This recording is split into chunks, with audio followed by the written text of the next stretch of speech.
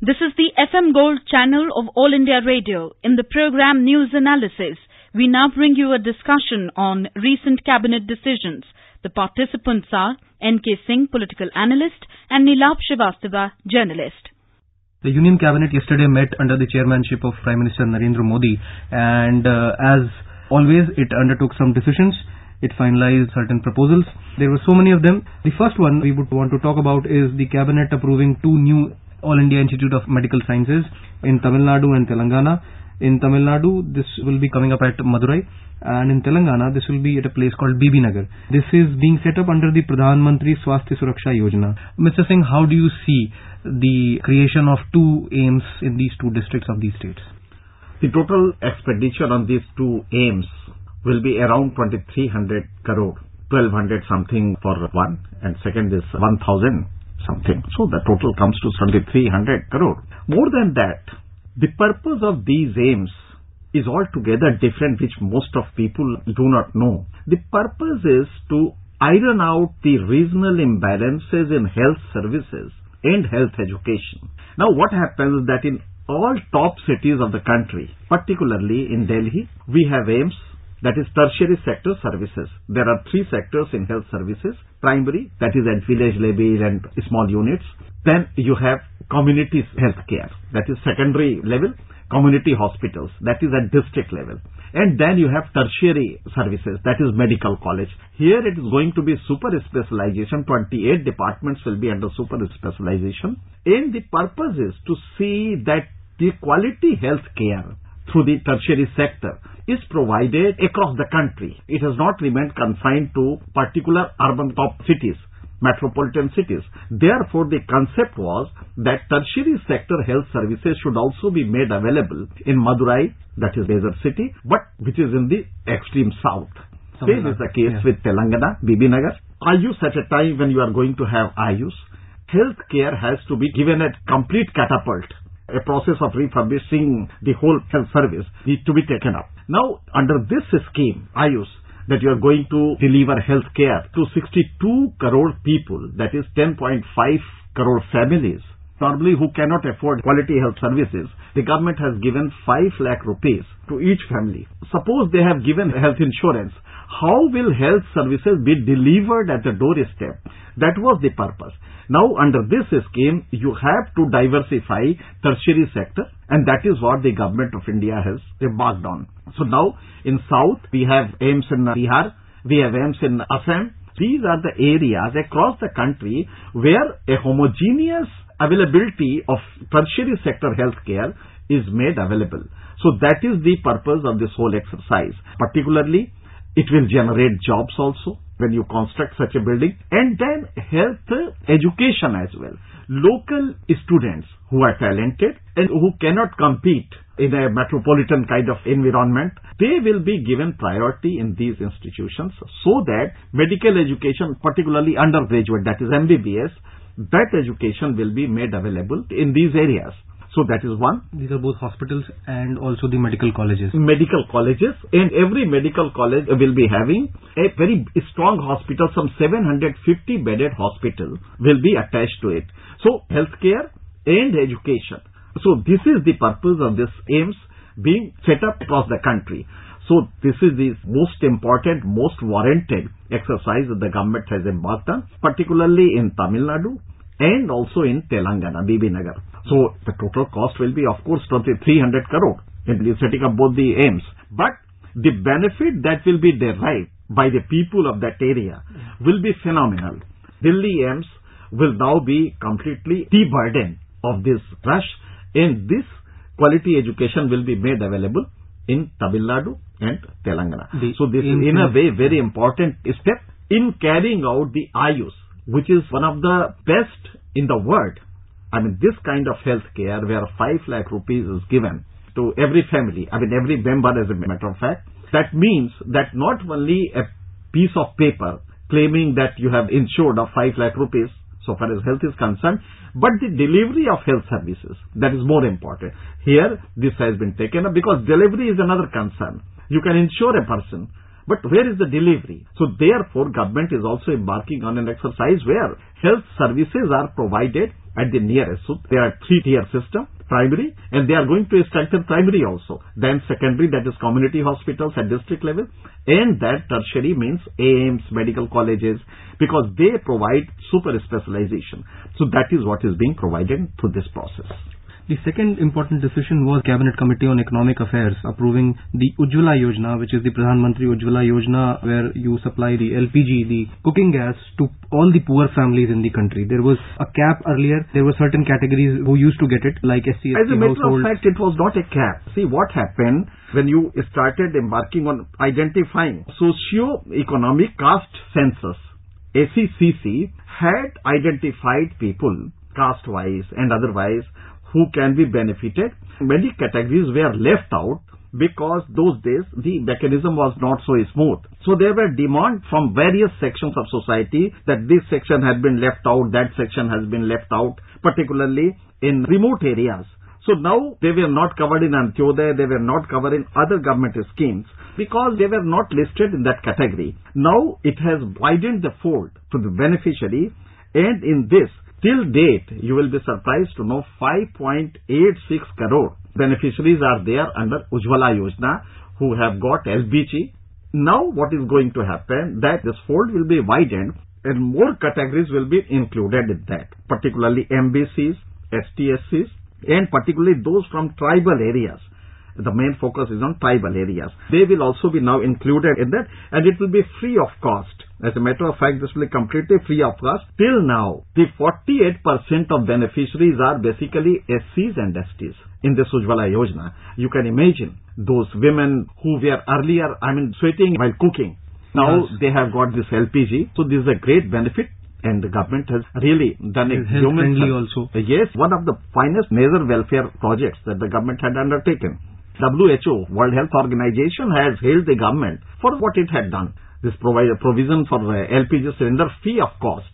Otherwise, they would not have been in a position to pay that. So now 48% of the beneficiaries, that is 5.86 crore, they are SCs and STs who would not have otherwise been in a position to take LPG or to take the benefit of this kind of cooking facility. So that is a great achievement. And now that the government has embarked on this exercise, that more categories will be added to this, I think this will be great benefit to the downtrodden.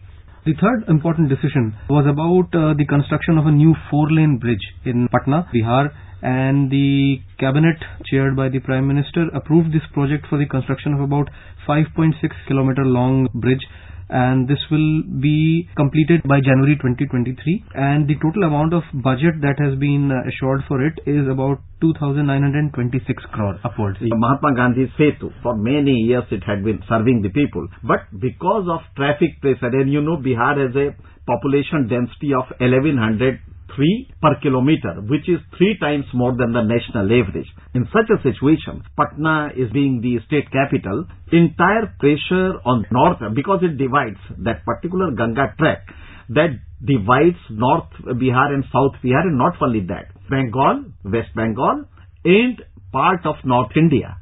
So therefore it was highly needed, and the traffic flow was so massive that sometimes it's difficult to imagine what kind of traffic we have on that particular bridge. So now a new bridge parallel to that will be constructed. Along with that, it will be connected to Saran, Vaishali, and other areas. So I think this was the most needed expectation from the government, and now that the government has decided, it will be at cost of 3,000 crore rupees. But it is worth that because this will create job opportunities. In Bihar, the rate of urbanization is slowest. Still 82% people are sustaining their economy from agriculture. So therefore rate of urbanization is slowest. With this bridge coming up, I think this will be the best for job creation, and industries will also diversify. They might as well go to Saran district, they might as well go to Muzaffarpur because of that road. Otherwise, we used to fear. If we had to take that MG Setu, we used to fear that no, it might as well take 8 hours, 4 hours. So this was a trauma that we used to face.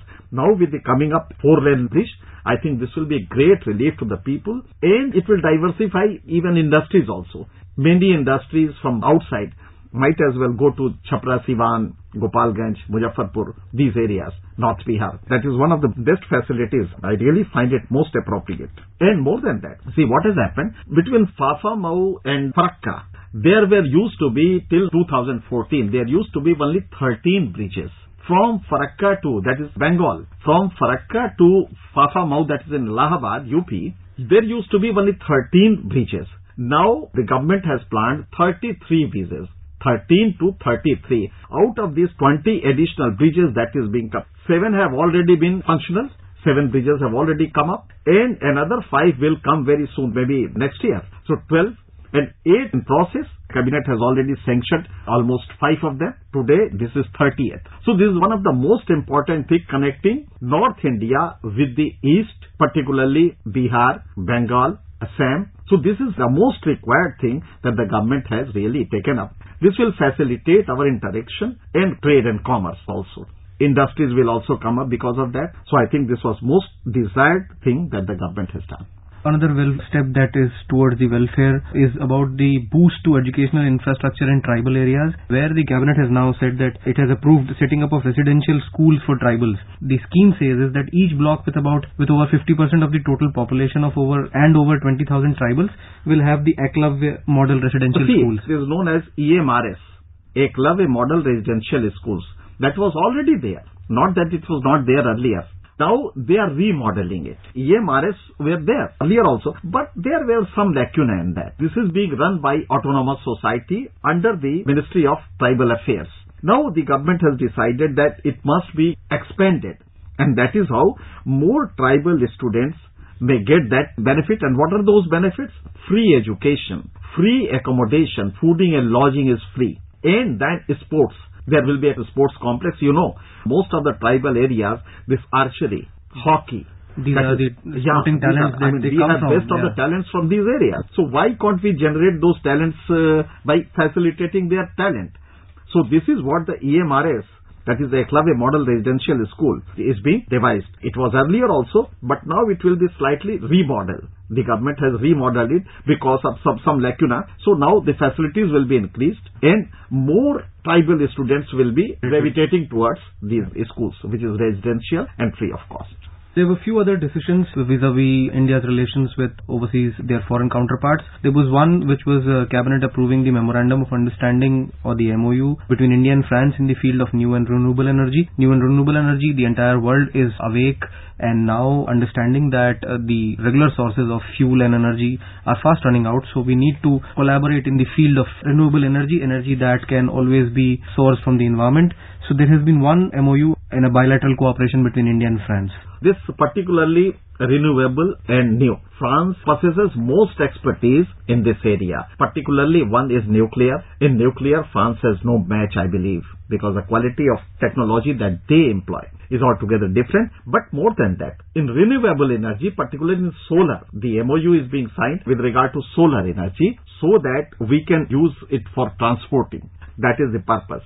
Now, everybody knows that in countries like India and several other countries which are tropical, they have very immense sunlight, and sun is the primary source of energy. So therefore, why can't we take that source, use it free of cost? There is no recurring expenditure once you install it, and this continues. So therefore, initial cost is prohibitive today. For 1 megawatt, it costs 14 crore. The government's exercise is to minimize it, to bring it down so that with less investment, we can have free of cost energy and environment friendly also, because you don't burn any fuel. It is not like fossil fuel that you have in your energy basket. So therefore, if that technology is taken from France, I think this will be an ideal situation. It will be cost effective.